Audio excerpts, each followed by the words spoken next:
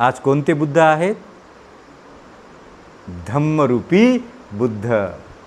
तेव्हा चालणारे, बोलणारे, व्यवहार करणारे, आशीर्वाद देणारे बुद्ध होते. आता त्या बुद्धाचे महापरिनिर्वाण झाल्यामुळे आता कोणते बुद्ध आहेत?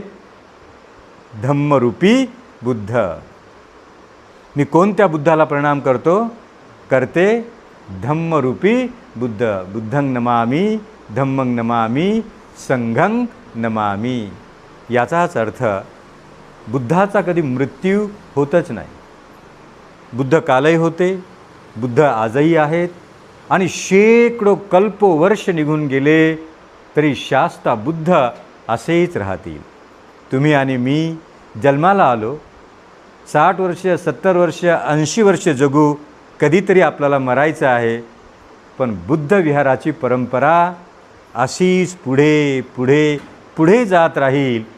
त्या बुद्ध विहाराच्या शिष्टाचाराचा मृत्यू होतच नाही. ज्या बुद्ध वास्तूत तुम्ही बसला आहात ती अजरामर आहे, ती अनंत आहे, असीम आहे, दीर्घ काळ टिकणारी आहे. आणि त्या अशाच श्रेष्ठ परंपरेतल्या शिष्टाचाराला मी दररोज साफसफाई करून, दिवाबत्ती लावून, प्रणाम करून बुद्ध शास्ता तथागताचे वंदन करते.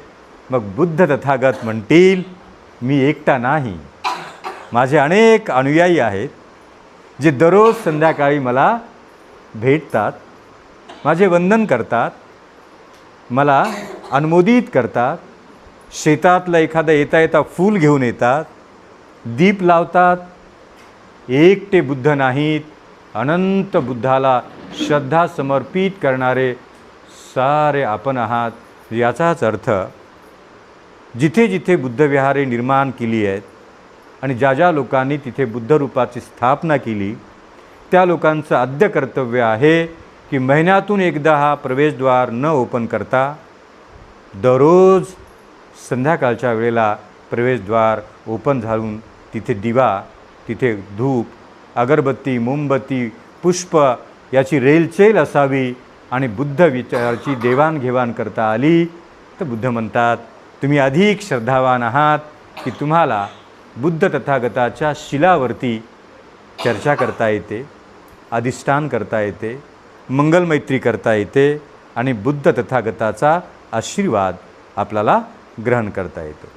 आणि म्हणून मी आज स्वतः डॉक्टर बदंत मैत्रीय घोष, आयुपाल महास्तवीर आज आपल्या सर्वांच्या भेटीबरोबर अनंत प्राचीन आणि या गावाचं वैभव, जैतवन